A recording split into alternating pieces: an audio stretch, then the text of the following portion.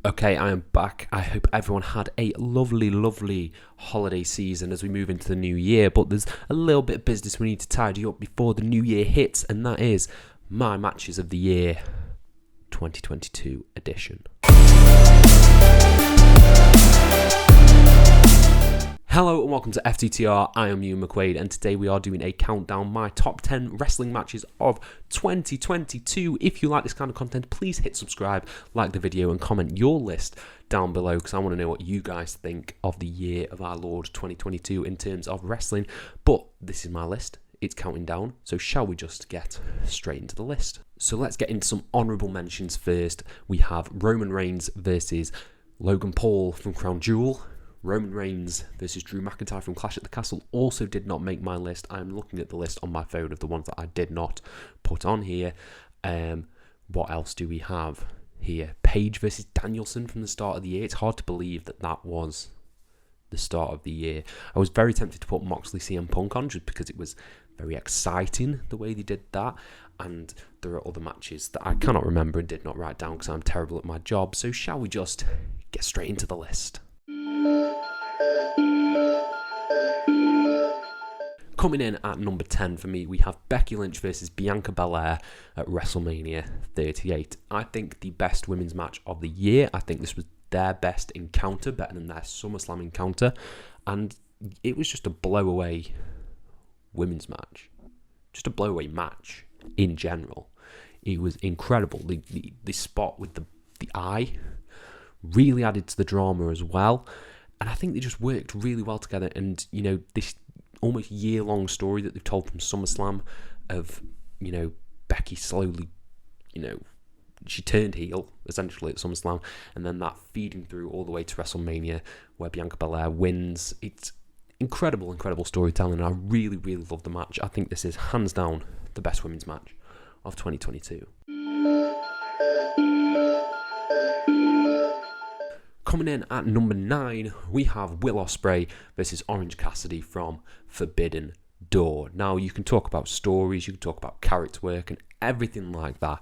Sometimes you want lots of flips and lots of action, and this match delivered in spades while sprinkling a little bit of character in there as well, because I think the stoic, you know, the way Ospreay carries himself really works well to not having to deal with Orange Cassidy's shit, you know? And I think those two gelled so well together in the ring and had easily the match of the night at Forbidden Door, and a truly fantastic match, because you often forget how good Orange Cassidy is. He's amazing. And pairing these two together was just like a dream come true, but a dream you didn't know you wanted. So you had that surprise factor of, okay, Orange Cassidy versus Will Ospreay, that's intriguing. And then it just turned out to be an absolute belter of a match. So yeah, that's why it makes number 9.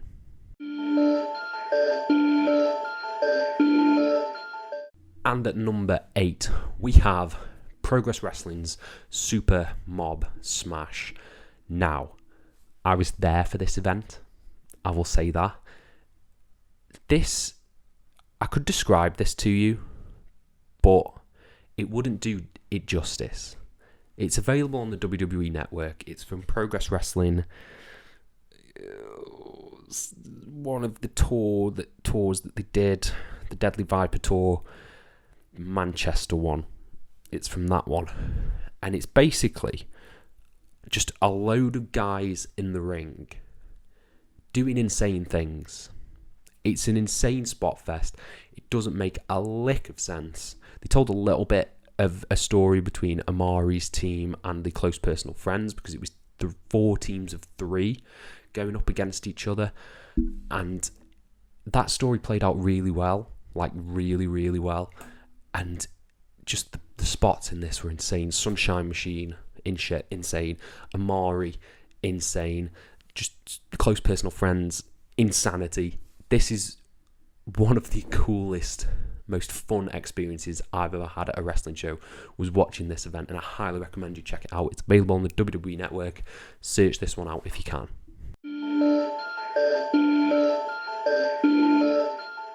At number 7, we have CM Punk versus MJF from Revolution in the dog collar match. I think this was a perfect end for the CM Punk MJF feud.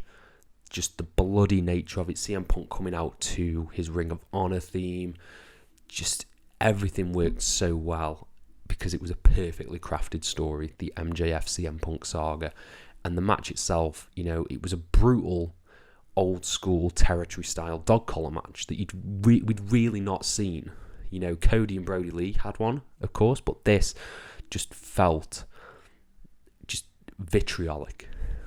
Like, these two men just hated each other, and I think that played so well in terms of story, led to the Wardlow turn at the end, which got a massive reaction. I think this was, I view this as CM Punk's swan song in AEW. This is the match he should have gone out on if he's gone out, and we'll always cherish this one because it was a perfect wrestling match. Sticking with AEW, coming in at number 6, we have the Elite versus Death Triangle from Full Gear, which was a hell of a lot of fun. There are too many spots to list in this match because it was insane. I have had, since Full Gear, I have had Carry On, Wayward Son in my head, rent-free, for the entirety of those 2 months. And it's thanks to this amazing entrance that they come out with from Full Gear.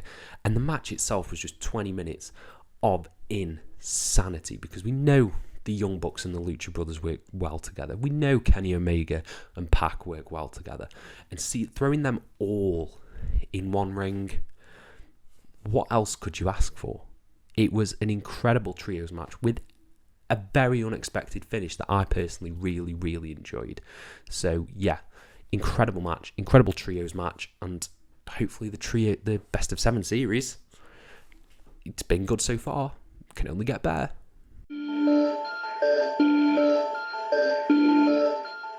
And we are hitting the top 5 right now.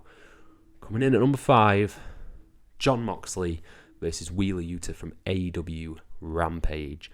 Talk about a star-making performance. This, honestly, Wheeler Yuta is what he is now because of this match. Because Moxley gave him this incredible, 20-minute bloody affair that really fed into the Blackpool Combat Club story. Worked incredibly well with Mox because there was blood, of course. And this just, honestly, was captivating. Absolutely captivating. It's mad that they gave this away on Rampage because this was a pay-per-view quality match. This could have easily been on a Revolution, a Double or Nothing, or anything like that. And everyone just came out of this looking amazing. Wheeler Yuta came out amazing after all the kickouts from the paradigm shifts and stuff like that.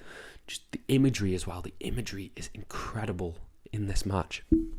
And I fell in love with this.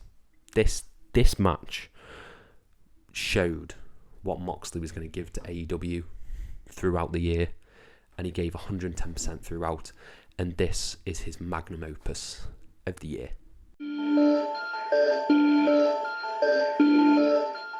At number 4, we have Cody Rhodes versus Seth Rollins at WrestleMania. So for this list, I'm not doing, series. I'm not putting another Cody Rhodes Seth Rollins match on there because otherwise it could just probably be that. But my favourite out of their trilogy was their WrestleMania encounter, and that's because the wow factor. The wow factor was there. Cody making his return, Seth Rollins' reaction, and I think we didn't expect it to be this kind of match. I was expecting potentially a 5-minute match where Cody sort of squashes Seth, but this was an incredibly detailed back and forth. You got Cody doing the cartwheel, shedding the skin of Stardust. You've got I believe it's in this match, the insane superplex into the reverse Falcon Arrow from Seth. Crossroads, sorry, not Code Breakers. Crossroads galore, and just incredibly great storytelling for this first encounter that set the table for what would be one of the best feuds of the year, in my opinion. I love this match. Absolutely adore it. Fantastic, fantastic debut for Cody Rhodes. And at number 3, we have Sheamus versus Gunther at Clash at the Castle. Damn. This was just a big, hard-hitting hoss fest that gave the fans what they wanted. The moment you see Gunther and Sheamus just staring at each other while Imperium and the Brawling Brutes brawl outside, you know you're in for something special. You got the return of Giovanni Vinci back with Imperium, which I think is great. And then the match is just incredible. Absolutely incredible. And I think it's easily earned its slot as the best WWE match of the year and really, really elevated Gunther to another level. This was a star-making performance for him, really. And just fantasy booking in my head. Oh, I want to see Gunther versus Brock Lesnar, which we're apparently getting. I want to see Gunther versus John Cena. I want to see Gunther versus Roman Reigns. There's just so many names that you can now pull out of a hat and be like, I want to see that match with Gunther. All because of this fantastic, fantastic match at Clash of the Castle.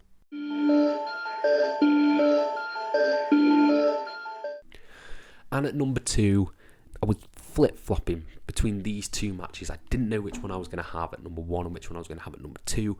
But number 2, we have Cara Noir versus Ilya Dragunov from Progress's 10th anniversary show. This is just storytelling galore.